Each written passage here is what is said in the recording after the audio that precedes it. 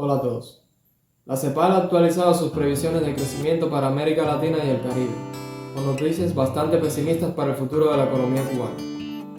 Se estima que este año el Producto Interno Bruto, o sea, la producción del país, disminuya 6.5%. Como todos sabemos, el 2026 empezó con el duro golpe que representó la pérdida del petróleo venezolano. El aporte del crudo subsidiado tuvo un valor histórico de 63.8 billones de dólares, así que imaginémonos la magnitud de la pérdida. Por otra parte, el país no recupera la producción de bienes y servicios. Para sostener el gasto total se recurre como de costumbre al déficit fiscal. El presupuesto diseñado para este año estimaba un déficit fiscal de 74.518 millones de pesos cubanos. Los rebotes del sector empresarial acontecido durante los meses anteriores agravan la reducción de la productividad. En 2021 las pérdidas de ingresos en divisas obligó al Estado a lo que hoy conocemos como ordenamiento monetario, origen de la inflación actual. La visión monetaria de ese año, según datos de la Oficina Nacional de Estadística, fue del 35% aproximadamente a precio corriente del Producto Interno Bruto. Y la deuda pública fue de 86.344 millones de pesos cubanos. El impacto fue frenar la caída del Producto Interno Bruto durante 3 años. Pero como hemos empezado diciendo, se estima un franco retroceso en 2026, sumado al de 2025. Emitir moneda y tomar deuda pública tiene sentido en la teoría neoclásica bajo el argumento de salvar el consumo y con ello la producción. Pero la economía cubana depende más de remesas de servicios médicos que de producir realmente bienes y servicios. Entonces, ¿qué justifica sostener una política inflacionaria que no detiene el deterioro del país? Por otra parte, la inflación está afectando cada vez más al trabajador.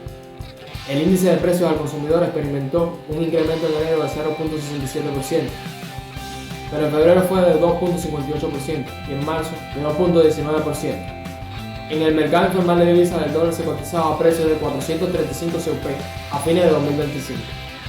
Hoy se cotiza a 530, lo que supone un aumento cercano a 100 pesos. Si se analiza el comportamiento histórico, se entenderá que un aumento de tal magnitud habría tomado anteriormente aproximadamente un año. La elevación del nivel de transacciones en la economía ejerce presión sobre la oferta monetaria actual, evidenciada en el incremento de la tasa de interés informal y la escasez de efectivo. Estamos ante un proceso de deterioro grave de la ley del valor. Por otra parte, y como consecuencia lógica, el precio de la canasta de bienes se ha incrementado. Los cubanos pasan más trabajo para comprar alimentos. Según el más reciente artículo de Joven Cuba, para una pareja de cubanos, excluyendo gastos de ocio, el costo de esto sería de 33.000 CUP.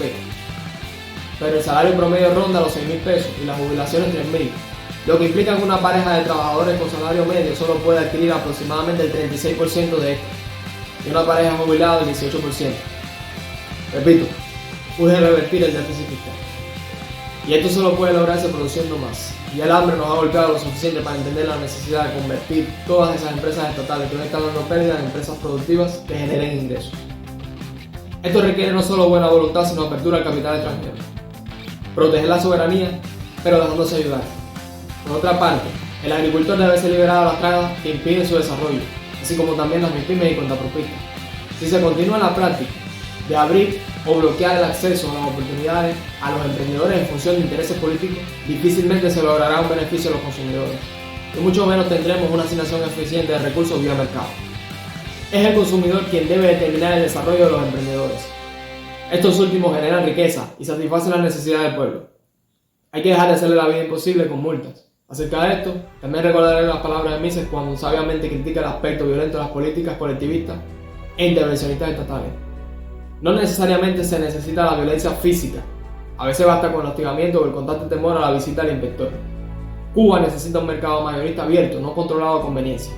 En síntesis, los problemas que tenemos tienen solución, pero requieren cambios profundos.